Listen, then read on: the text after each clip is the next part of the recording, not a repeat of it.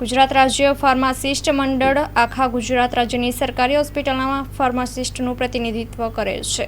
ગુજરાત રાજ્ય ફાર્માસિસ્ટ મંડળ આખા ગુજરાત રાજ્યની સરકારી હોસ્પિટલના ફાર્માસિસ્ટનું પ્રતિનિધિત્વ કરે છે.